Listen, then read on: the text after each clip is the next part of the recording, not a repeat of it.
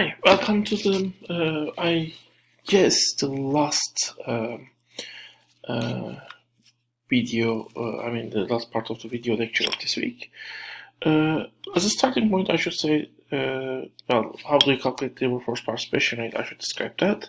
And that's, even though the definition changes, this is the definition in the book, you define number of people within the labor force to the population over 16, because population under 16 is considered as not capable of being in the labor force. In some cases, there is an upper cap also brought, like previously, actually in some years 65, for example, but you might more or less say that there's almost no relevant upper cap of people, above which people naturally don't work. So I think over 16 is a fine definition. These are the two data sources, and the direct link brings you to the Turkey, but you can also look to the other countries. I encourage you to go there and look to different data. Your first alternative assignment will be on a data you could download from the ILO source, which is International Labour Organization. Trading Economics is a site where you cannot download data, but still you can look to the data. It's a nice source. So look to those sites and basically look to the data available in those sites. Okay. And this is some data from the Northern Cyprus. Again, I'm leaving the analysis and interpretation of the data to you, because we already have passed 6 parts, which means actually 2 hours. Now we can come to the questions, example questions. Let me go over them. Right, in which case childcare as an activity counts as work, in which case it doesn't count as work. If for doing childcare you get money, then childcare is considered as work. If you do it voluntarily to help a friend or a social group, which happens in the United States, for example, people form childcare pools where a group of people, mothers, look to each other's children, each one for a day of a week, so that the others can work. As long as you are not paid, then it doesn't count as a work.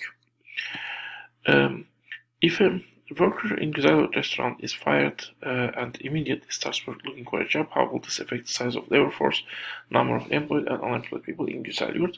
Size of labor force remains the same, because since the worker is looking for a job, the worker is still in the labor force. Number of employed people will decrease, number of unemployed people will increase.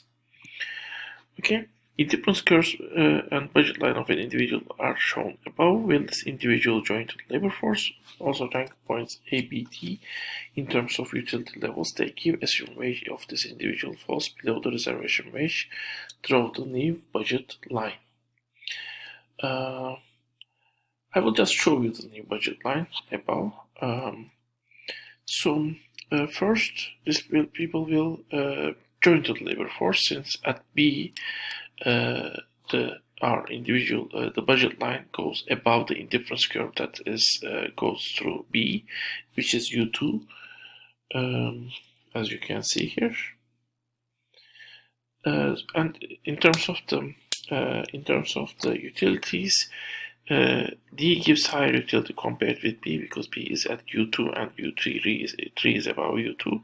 So D, B, and then A, because in A you have 0 income. In B you have the same amount of leisure but more income. So D, B, A will be the ranking. And basically the new budget line should look like this one.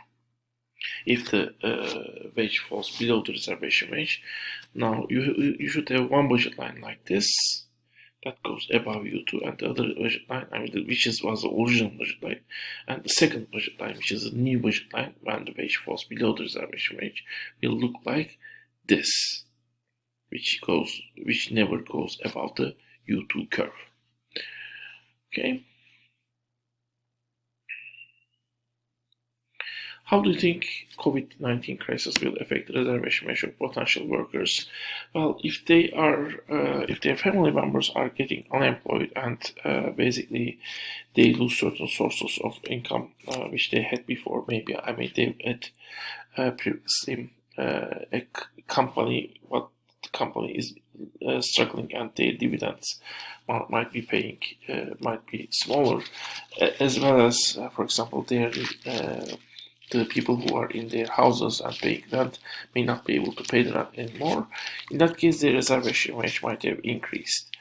The reservation wage might have decreased if they paid some non-labor market income by the state, or if their preferences are changed and, well, now if working is more risky because they are likely to catch the virus and they are scared of it. Now their independence curves might be more steep at every fixed leisure and income level, which means now the reservation wage needs to be higher, because the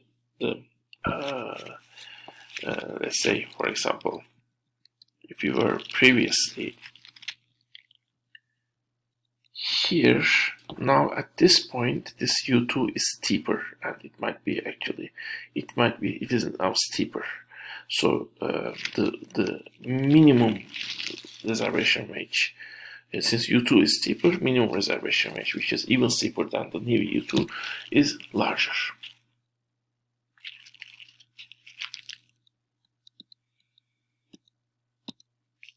Write a factor that would make the budget line of a worker steeper. There's only one factor, that's wage. If wage increases, the budget line of a worker will become more steep.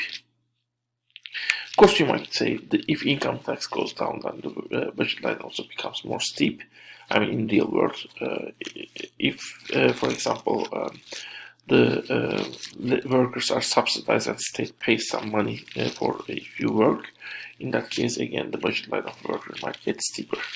So those are the real life cases. But the simple sense is, if wage gets higher, hourly wage gets higher, then the budget line will become steeper. Assume Khan has just graduated from the university, doubled his potential wage. At the same time, he has won the lottery. He used the money to buy a house and collect rent. Draw the budget line of Khan before and after this things happened in his life. Now I have to show you it manually, unfortunately.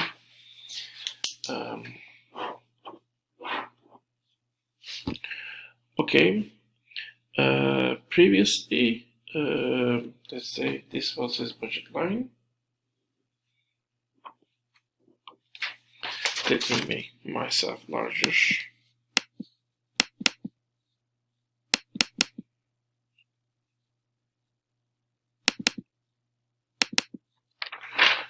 Okay, like this. And then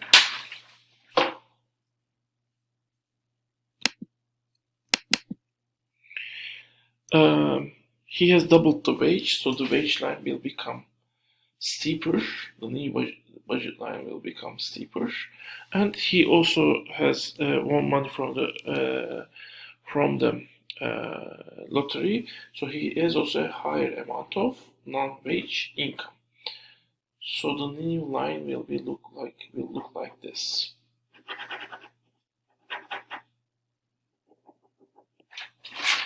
Okay. So the old line is this line, and the new line is, it starts from a higher point and it is also steeper, basically like this. Okay. So let's continue. The last question is, assume the population of Lefke over 16 is 20,000, labor force participation rate 40%, and 90% of the labor is employed. You should find the labor force, number of people employed, and number of people not employed. Okay, just use this one. 20,000 people are in FK, that's the population. Labor force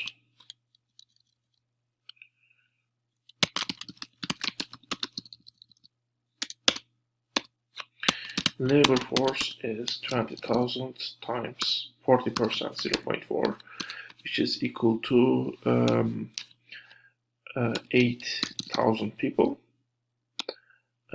And employed people out of the labor force is 8,000 times 0.9, which is 72,000.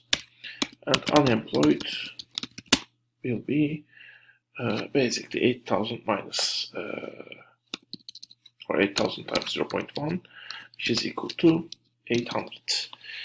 So this is it. And lastly, we have the discussion on the case of essential workers on COVID-19 crisis. I will put a few videos, but you are welcome to bring additional sources. Basically, the main question is how should the policies related to essential workers at COVID-19, at a potential COVID-19 lockdown. You may consider any aspect of the essential workers, but here are a few aspects to consider.